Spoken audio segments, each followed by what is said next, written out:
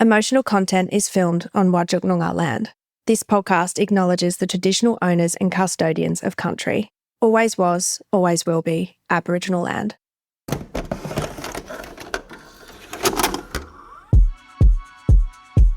Come for the stories, stay for the connection. I'm your host, Amy Jane Brand, and this is your weekly dose of emotional content.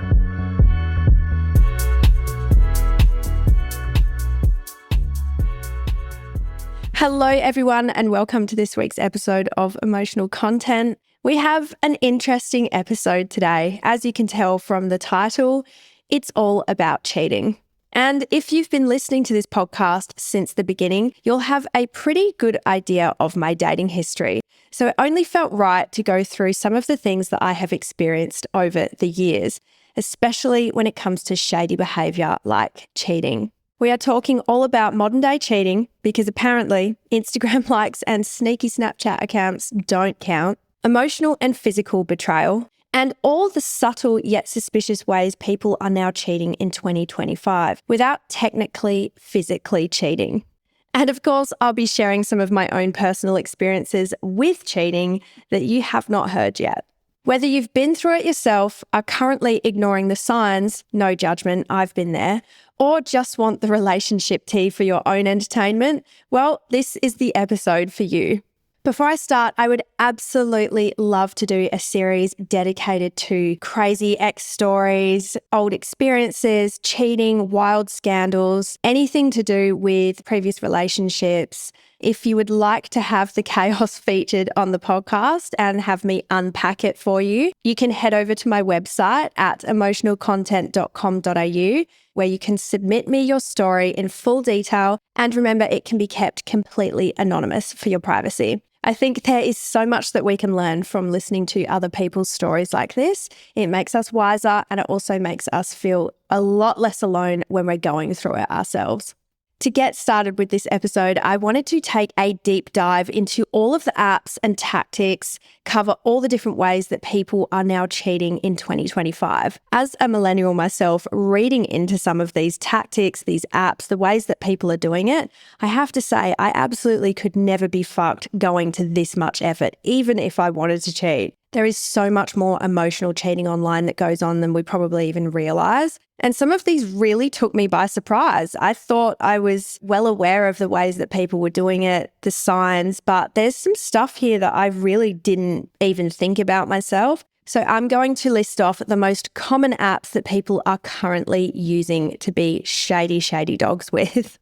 So first up, we have the obvious one, Instagram, liking thirst traps. If it's same sex, opposite sex, whatever it is, if they're liking somebody else's photos half naked and it bothers you, that's definitely like micro cheating in my opinion. It's something that is on my not comfortable list. It's a boundary for me, especially when you have some sort of an online following as well and people can see your boyfriend obviously liking other girls' photos, which was my experience. It's really not a good look and it's not a good feeling. Some people are okay with it. I personally am not. If you're not friends with them, if we're not like mutual friends with this person, then it's a total no for me and it definitely makes me uncomfortable. There's also using the close friends list for posting flirty content. So that would be a case of taking their partner in and out of their close friends list and posting stuff to somebody else directly, which is so fucking shady. And now I think about it, I could definitely see my ex doing something like that, strictly because he always had his phone on him at all times, and I will go into that.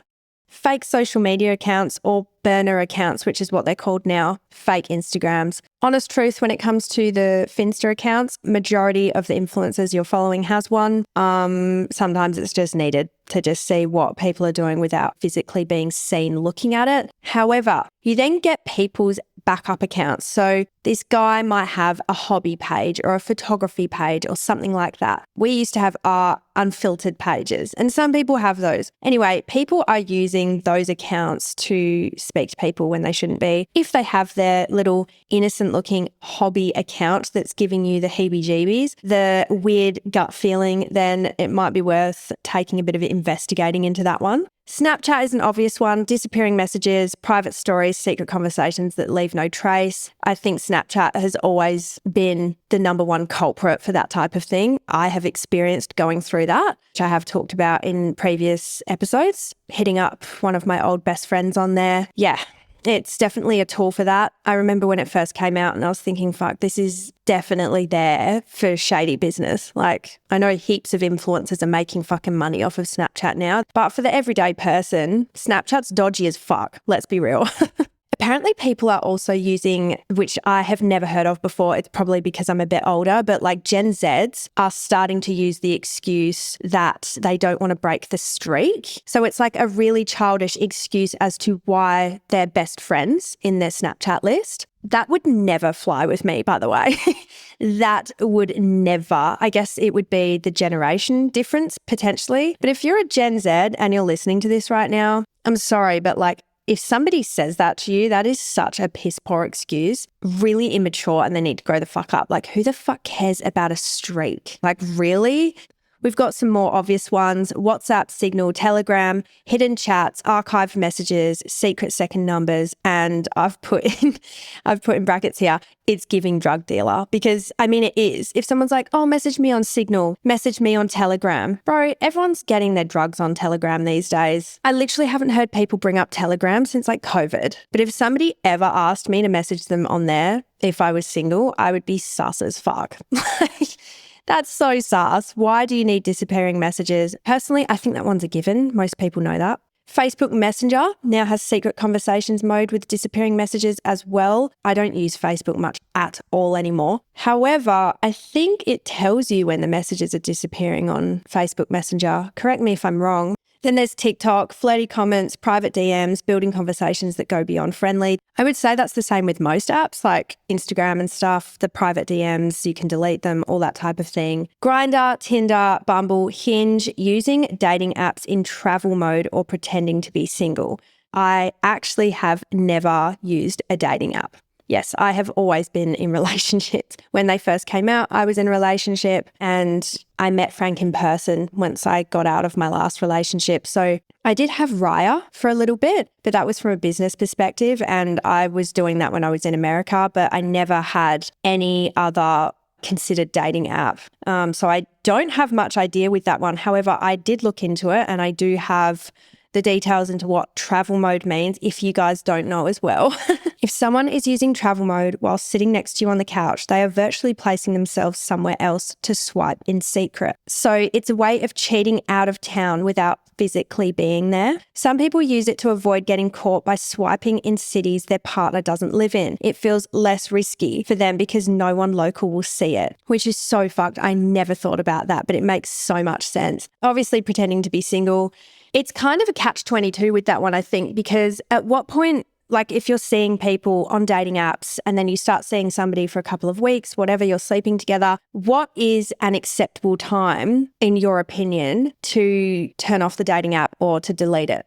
When is an acceptable time when you're like, okay, I'm going to stop talking to other people now, like I think this one's serious? Me personally, I would probably stop the dating app as soon as I had slept with them a couple of times and I was like having little dates at their house and stuff like that. That would be me off of there. It would be a pretty big slap in the face for me if we had been seeing each other for a while and they were still active on those dating apps. Like, that's a whole nother kettle of fish that I haven't been through myself. But it's obviously very common to deal with now, especially if you're on them yourself.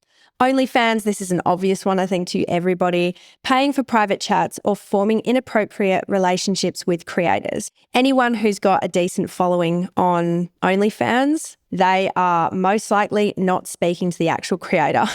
There's somebody that is being paid a wage or a percentage of what they make to have these conversations with them and get them to buy more content from the creator. So they think that they're speaking to the OnlyFans creator, the sex worker, but the joke is on them. They are too fucking stupid to realize that they are most likely not speaking to the main creator. Like, do you really think that you'd be speaking to Michaela or Kayla Jade? Do you really think they have the time to sit there and chat to you? Like, come on, bro. How fucking stupid can you be? Anyway, sucks to suck, because if they're doing that behind your back, like, they should be speaking to fucking Greg behind the screen and not one of the hot girls. So bye. Venmo and Cash App, sending suspicious payments with flirty captions. I don't know. No, Venmo's definitely not in Australia. Cash App, I have absolutely no idea. It potentially could be. You catch your man sending other women money with flirty fucking captions, that is an immediate no. Be so fucking for real. Like, be so fucking for real. Discord. Now, this is an interesting one. If you have a partner that likes gaming, Discord is most likely going to be involved. Private servers and chats are often used for gaming, but also for secret relationships, which does wig me out a little bit. Like, if you have a guy that you don't trust that is constantly gaming and they are up late at night, they could potentially be having secret conversations with somebody on there. And you wouldn't think it, but this is something that came up when I did my research on it, something to look out for. Not to put like fear in your heads, but if you are feeling some type of way about the gaming and it feels a little bit more than gaming, I'd be checking their motherfucking Discord. This one to me was wild because I never thought about this. I've never personally heard about it, but it's an interesting one. Google Documents or Notes app, like the Notes app in your iPhone. Some people write messages in shared Google Docs or their Notes app to avoid text history. That is wild to me. You can do like shared notes. Obviously, it says who it's shared with at the top, but you can also lock notes as well. So yeah, that is crazy that people are going to those extents, but I guess it makes a lot of sense. You can also add photos in there. So like, that is so dodgy. I would never think of an innocent app like that being used for bad behavior. Like, I never would have thought it. Maybe I'm naive. Whilst you're listening to this, remember, if any of you have had some crazy experiences or stories yourself with these apps, please make sure to share your story with me on my website because I really like deep diving into the relationship content. It's entertaining for you guys and I really enjoy making it. This next one is crazy. Like, this is crazy. I remember using these apps. I never would have thought to do this. Word of the Day and Scrabble Go. Like, Word of the Day and Scrabble Go are so innocent in my eyes. Like, are you fucking kidding me? What do you mean? People are literally flirting through these apps and using the little chat options available. Just playing games with my friends, my asshole. It's a great place for them to reconnect with exes or old flings because you've still got like the same friends through there and stuff. I can't. Honestly, I never would have picked it. If someone was sitting there playing Scrabble or Word for Go, I would never have thought that. Now I fucking would. Now I absolutely would. I'll be side-eyeing anyone that's using those apps. This one is also insane to me, like insane. I had this app for a little bit and I just got sick of it because it was too much to update. But you can send like photos, all kinds of shit through it. But Strava, the walking, jogging, running app, that you can take photos with, leave comments, etc. I guess they've got, if they're doing it through that, they've got common interests. Yeah, Strava, you can send photos of you just in your little crop top or whatever, them running with no shirt on or sweaty, leaving comments. I mean, really, when you think about it, the possibilities to cheat online are just fucking endless. This is one I've never heard of before. Google Voice and Burner. They're both apps using a second phone number via these apps to hide conversations. So yeah, they're two apps that you can download. I checked. They're available in Australia as well. And it basically gives you a second phone number. It can lock the app. People can't see it. And it's extremely dodgy. It's, again, giving drug dealer, if you ask me. If you ever see somebody with those apps, they are up to something shady. Like, put that in your notes app. They are doing something dodgy. Okay, so that was the applications list. We've gone through that. So let's go through the sneaky tactics that people are now using. These are really interesting. A lot of you will be able to relate to these. I can personally relate to a lot of these. But to list off the things, the type of behaviors, the tactics, I think is a really educational part of this as well. It just helps to give you a little bit more insight of the behaviors if you're not aware of them happening. And I think education is really key with this type of thing because we tend to just see through rose-colored glasses when we're in love and we always want to believe the best in people. If you are having that gut feeling, but you just can't fully identify what it is, then maybe something in this episode will really help you. First of all, deleting messages, regularly clearing chats so there's no proof. So they're not only just deleting the iMessages if you have an iPhone, There's the archived messages. So you delete them and then they sit in another folder that you can go and check. If they're extra sneaky or they are hiding something, then they would be wiping it from that as well, which then leaves absolutely no trace. But if you're seeing messages and there's like obvious chunks of this conversation that's fucking missing, like, bro, don't be fooled, because that shit has been played on me before as well. And it's just,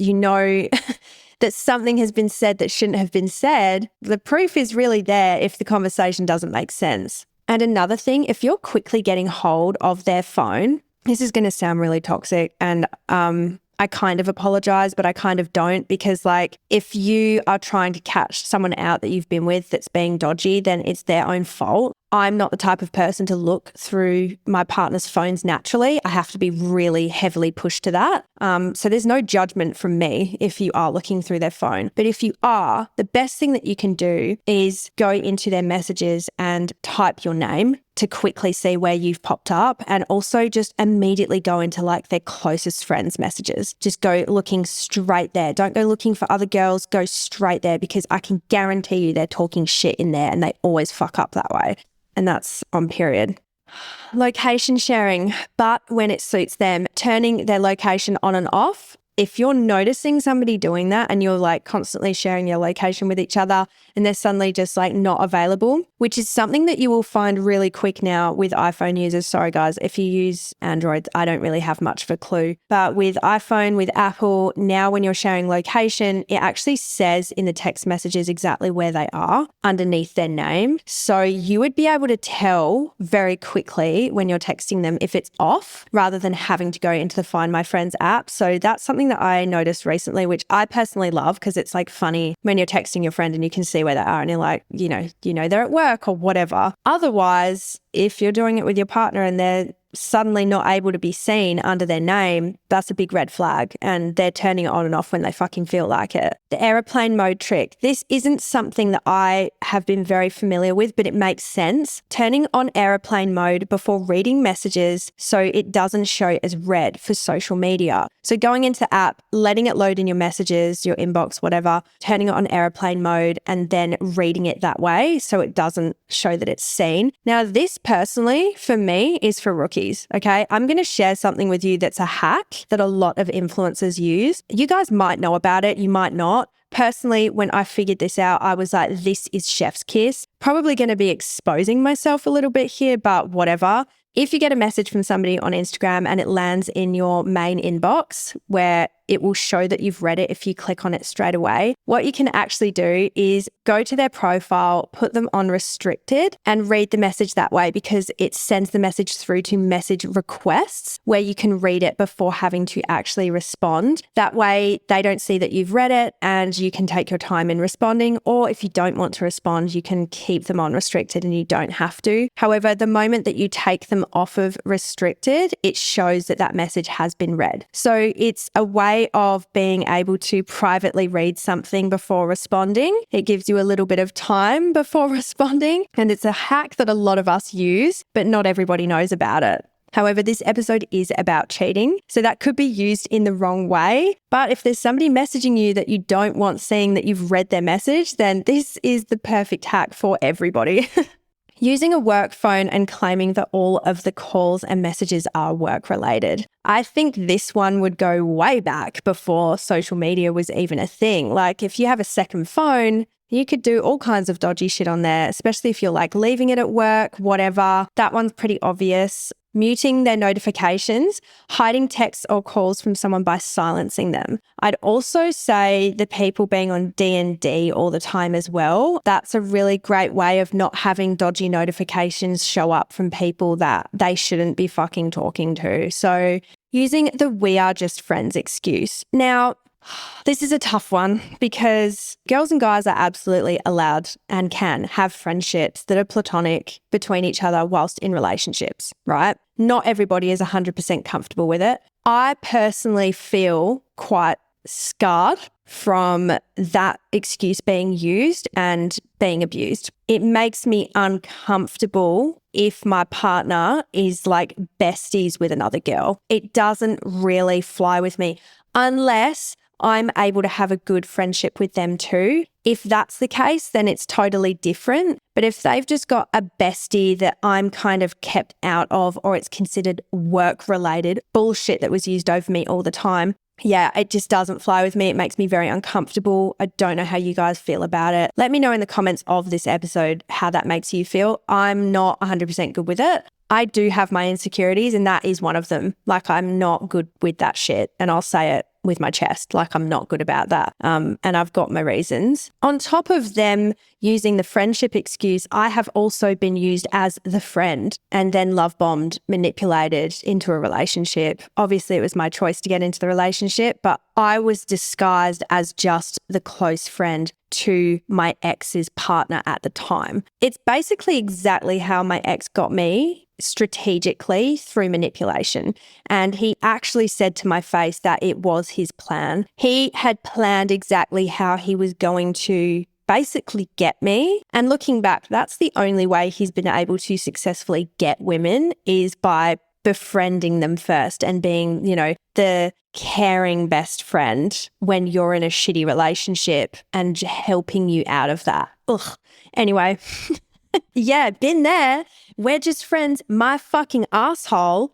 Oh, this is a new one. This is for iPhone users again, changing the backgrounds of their phone. With the iPhones, you can literally pre-make all different backgrounds. And I've accidentally changed mine from just swiping too much. So if you're concerned, you could actually check their background options of their phone. It's wild to go to that extent. If anyone has experienced somebody changing the backgrounds of their phone like that, please tell me. I've heard about this happening once, but it's definitely a possibility. Like, you could totally just rock up to one chick's house, have her as the background, that evening, trot over to the next bird's house and swap the backgrounds just before walking through the door. It makes me sick. It makes me sick. Imagine having to juggle that much of a lie. I mean, my ex was a compulsive liar, so really, I have lived and breathed that life, unfortunately. Vault apps like Calculator and Keep Safe. These I didn't know about, but they're crazy. These are disguised as normal apps like a calculator,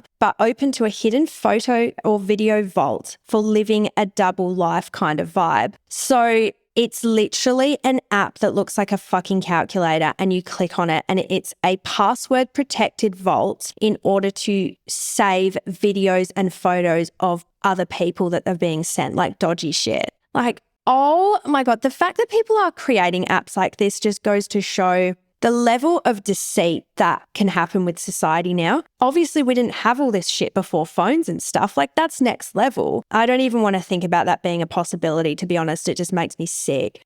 Going into the behavioral stuff now, we've got micro-cheating, flirty behavior that isn't full-blown cheating but crosses boundaries, like liking photos of half-naked people, etc. This is one that I had to deal with constantly. It was the micro-cheating, it was the crossing of my boundaries, it was the gaslighting to my face that it's not that big of a deal, even though it was deeply affecting how I felt about myself. It was deeply affecting my trust. And if somebody's doing that to you, it's such a red flag, babe. Like, I'm so sorry if you are going through that. They make you feel like you're being over the top, or you're insane, or they label you as crazy, or my favorite, oversensitive. Oversensitive. Do you know how often I got called that for shit that is so reasonable? Like, I was so in my right to feel uncomfortable about these things, but then made to feel like I was being over the top, or it's for work, it's the music industry, it's this, it's that. It's not. It's just not okay. If it doesn't make you feel good, it's not acceptable. Period. That's it. Okay, that is it. In a healthy relationship, you work through it. You have the conversations, and your partner wants to make you feel good. They go, okay, if you're not okay with that, then that's absolutely fine. Come to some kind of fucking compromise. Make them feel secure. It's really, at the end of the day, not that difficult. But if you're with somebody that's constantly excusing, making you feel insecure, uncomfortable, boundaries are crossed, sick in the stomach, and ultimately feeling competitive with other people, myself feeling competitive with other women that I've never met because this man keeps creating that competition, no. It's not good. The micro-cheating is real cheating, and it adds up to more than just micro-cheating. Love bombing. Oh, Love bombing's fucked, and I'm going to tell you why. Coming from somebody that was severely love bombed in my ex relationship, my most recent ex, the one in America, I was not treated that great leading up to that relationship. Didn't really get bought flowers that often, didn't really get the romantic stuff from my previous boyfriends. It was the absolute bare minimum. And then I find myself in a vulnerable position. I'm hurt again. I was dealing with somebody that struggled with alcohol abuse prior. So I felt like I was in an unsafe environment. And then this guy comes along, becomes friends with me. Over time, we're best friends. We're talking all the time. And then the love bombing starts. The romantic letters start. The grand gestures start. The manipulation begins, and you don't see it coming. You genuinely think, oh my gosh, I've always wanted this, like this feels real. And the other thing about people with ADHD like myself is we fall hard and fast. So if you are ADHD, ADD, could be any neurotypicals, but from my experience, having ADHD, you are susceptible, especially if you're vulnerable, especially if you've come out of a difficult relationship prior, you are more susceptible to the love bombing. And it happened to me. Fell hard and fast, thought it was the one, couldn't believe I was finally getting treated how I always hoped I would. Heaps of romance. And then once they've got you in your clutch, it all starts to fade. And it happens pretty quick. So I hear people talking about love bombing being like, oh, that would never happen to me. Bitch, it happened to me. Okay, it happened to me and I'm not ashamed to say it. Anyone that has come out of a bad relationship, a bad home, a bad childhood, anyone that has come out of a difficult situation, when you get someone that's suddenly treating you what feels really magical and really nice and really respectful, it's going to pull the wool over your eyes. Okay, now personally, it wouldn't work on me because I've been through this experience, because I understand it, because I can see what's genuine and what is not. But if you have fallen victim to love bombing and you hear people saying, oh, that would never happen to me, just ignore it, because I believe it can happen to anybody. It just depends on your situation. If they get it right and they find the things that really appeal to you, it can fucking manipulate anybody. Breadcrumbing. Oh, that's a good one. Breadcrumbing, if you don't know what it is hot and cold, gives you a little and then goes cold again, like hits you up and then starts ghosting you. It's giving you a little bit of something and then you keep following to get that next little bit of something. I need some water, honestly. My mouth is quite literally going dry talking about this. So my version of breadcrumbing, especially with love bombing, was within the relationship. It wasn't before trying to get you in. It was once you were a couple of years deep. Actually, I would say a year deep. Yeah, a year deep out of almost 6. It is keeping you on a string of hope and really basically leaving you with fuck all. You are being breadcrumbed along the way, hoping that you will get the love and attention that you deserve, and you don't. It's really heartbreaking, especially if you're someone that wears their heart on their sleeve and gives so much to get so little back. It can be a really painful experience. Future faking. Oh my gosh, when I read this, I was like, fuck, I've been here. Doing it to get something from you in the present moment, like sex or money. Manipulation, similar to love bombing, but not trying to push for something in the long term. It's basically doing it to get something from you in the moment. So I can imagine a guy being like, oh, I can't wait to get you to meet my parents. You'll have to come to this wedding. We can do this. We should go on this holiday together, and really setting up the idea to you that this is a long-term thing so you can give up what you wouldn't usually this early to them right now. I can imagine it being definitely sex related or borrowing money from you, acting like this is a long-term thing. You're going to be together. It's basically a relationship now. So borrowing some money from them, like this future faking shit is dangerous. Like reading that made me feel quite sick. It's extremely manipulative and it feels like the work of a narcissist, because most people would feel very guilty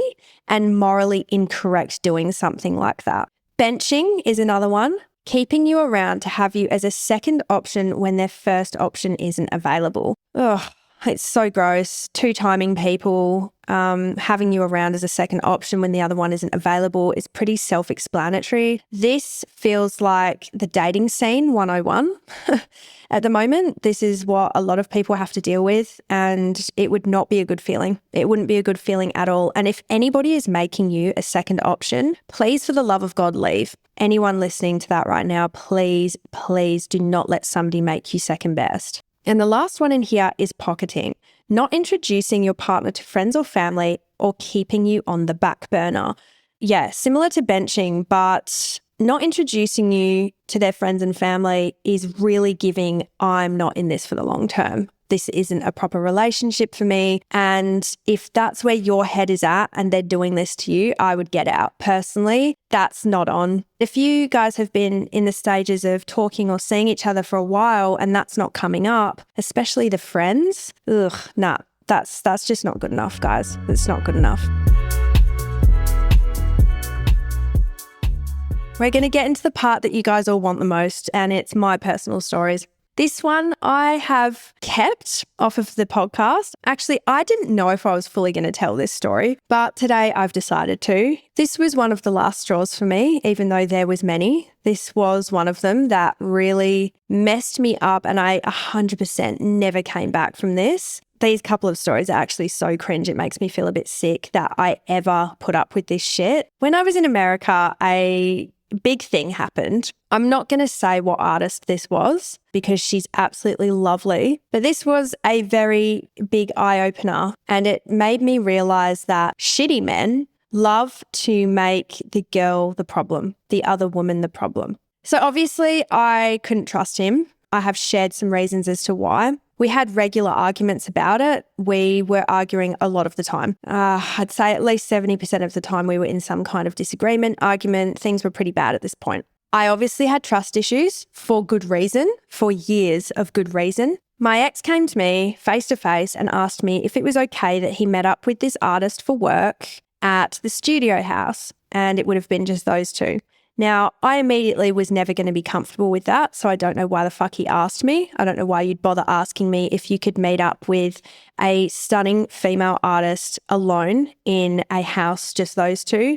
No other people on the team would have been there. Now I know her. There's no way she would have even gone near him. He was absolutely out of his mind if he thought that something would have happened. Diabolical. Like, fat fucking chance, bro.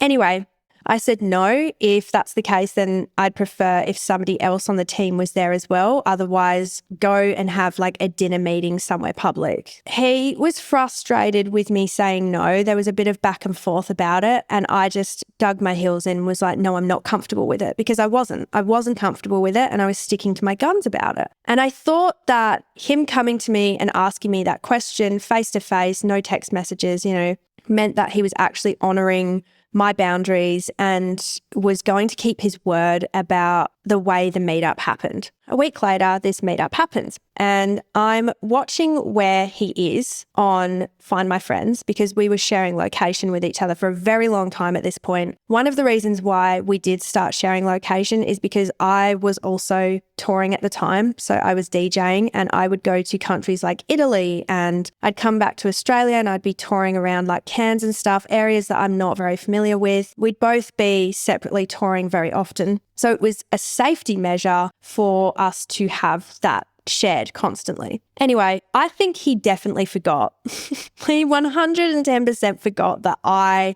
could see where he was at all times. So I watched them have dinner. I'm getting a bit frustrated. It's taking a bit longer than I wanted. I'm sending some text messages. I'm not getting a response back. I call one of my oldest friends, Natalia, because I'm starting to get very irritated about the situation. We're on FaceTime together, and I keep checking Find My Friends. And I notice that this motherfucker has gotten in his car and he's driving all around Hollywood Hills, through Hollywood Hills, goes to Malibu, going like a romantic drive along the ocean. And as you go through Hollywood Hills, you drop out of service. So I'm taking screenshots of where he is. He's not responding to me because he's driving.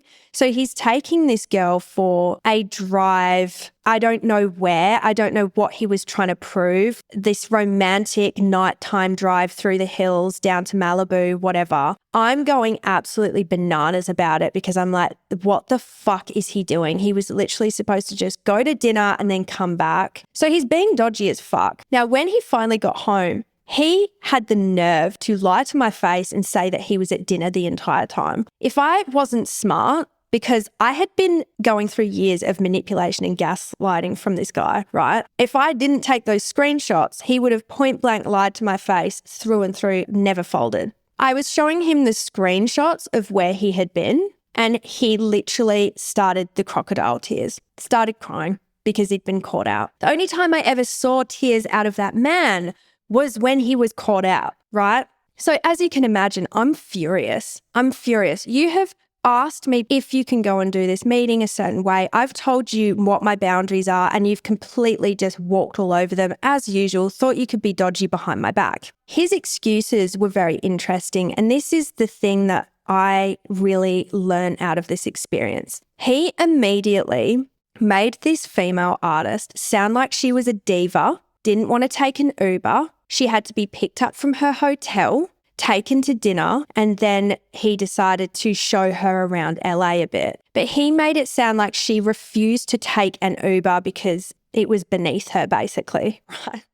So he's automatically starting to make me feel like this girl is a diva. She's obviously got the hots for him, as if it's her fault and he's just innocently trying to be the good guy because of his job. I was very insecure back then because of dealing with shit like this all the time. This girl is beautiful and it got under my skin. So eventually I ended up meeting this artist. And when I tell you how much my guard was up at the time, it was like the Great Wall of China. But when I met her, she gave me this incredible hug, was so lovely. She was not only one of the sweetest people I have ever met, she also had a stunning boyfriend with her on the tour as well, and didn't really give my ex the time of day. She was so cool, but it just made me realize how much shit my ex was talking and framing this in such a toxic way to pit me against this woman who had done absolutely nothing wrong, who never would have been too much of a diva to get an Uber. In fact, I saw her happily get an Uber X when we were on tour.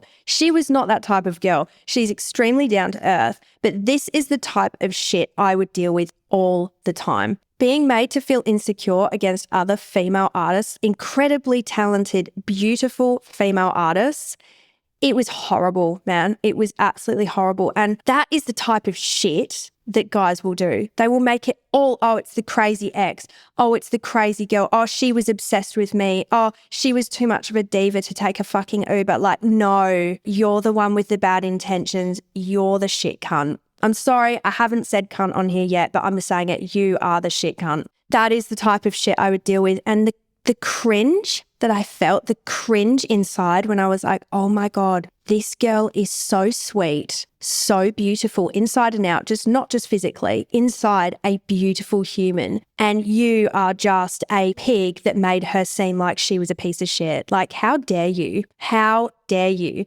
One thing that I always put up with, no matter what I said, it never changed. My ex loved keeping his phone on him 24/7.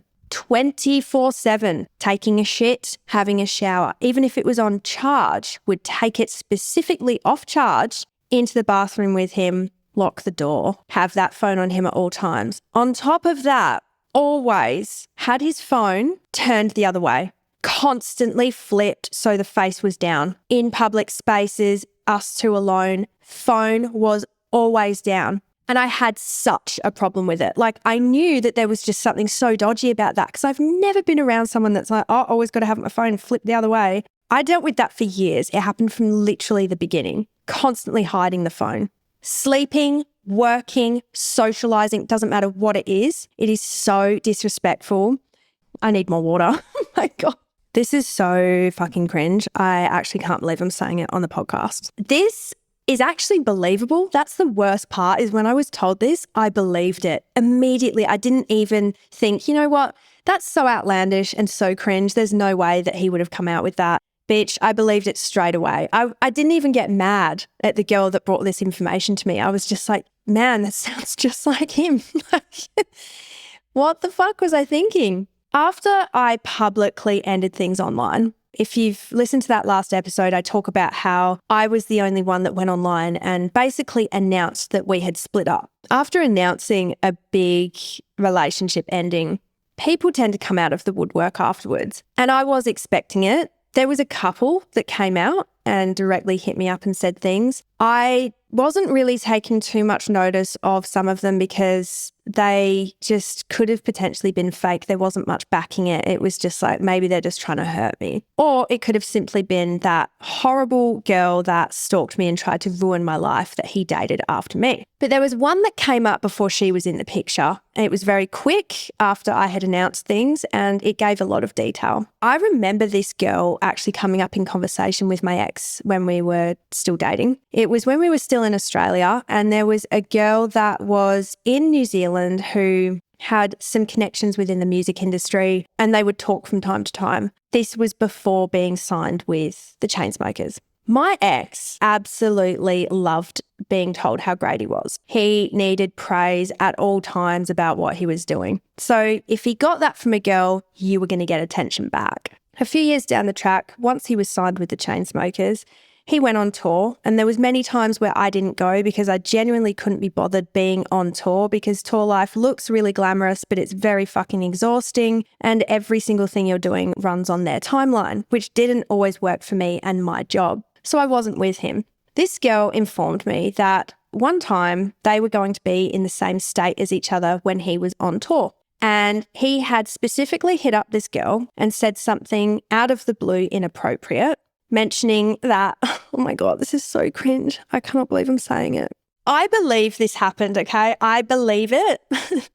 I'm just going to put it out there. Allegedly this happened, but I fucking believe it. It totally makes sense to me out of what I lived, the reality that I lived. This man saying this, it makes absolute sense in my head. Apparently he hit her up and said, do you want to meet up with me at the show and then come back to my hotel room because it will be a once-in-a-lifetime opportunity.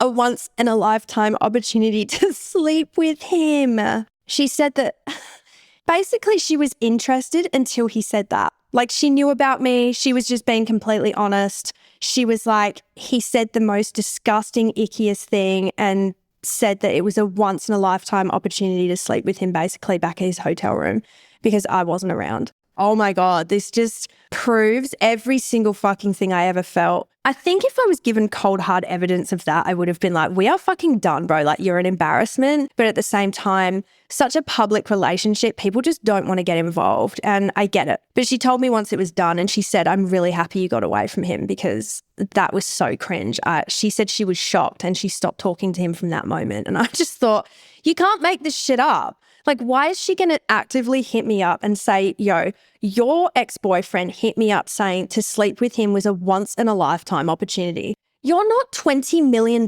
okay? You are not a once-in-a-lifetime opportunity. You are not the prize. Like, shut the fuck up. I can't believe I told you guys that. Because that for me is embarrassing. It's embarrassing that I was with somebody that would have the fucking audacity to come out with that about themselves. Like, oh my God. Bye. Okay, guys, so I'm going to leave that there. Like I said at the start of the episode, if you have a story that I can unpack and add more points to like this, I would love to hear it. So make sure you submit that on my website at emotionalcontent.com.au. I have learned a lot of shit over the years in relationships, but it's nice to be able to put it into something that you guys can hopefully learn from and not make the same mistakes as me, or you can relate to it and not feel as stupid, because there's times where I look back and go, God, I really should have known better. But we live and we learn, and in relationships, when they don't work out, we figure out exactly what we do want and what we don't want. And over time, with putting that love back into ourselves, we figure out exactly what we are worth. So I hope some of this could make you laugh. The crazy bullshit that I put up with, it is laughable now, but at the time it was very hurtful and very stressful. I'm just happy that I'm out of that now and I get to have a bit of a giggle about it with you guys. I love you all so much, and I hope you remember your worth because you are absolutely deserving of the healthy love that you desire, and you shouldn't settle for any less. Thank you so much for listening, and I'll see you in next week's episode. Bye, guys. Thank you so much for listening. If you enjoyed the episode, please give it a share. You never know who might need a little emotional content in their life. For daily feel-good posts, follow @_emotional content on Instagram and TikTok. And don't forget to hit that follow button so you're notified every time a new episode drops. Your support means the absolute world to me.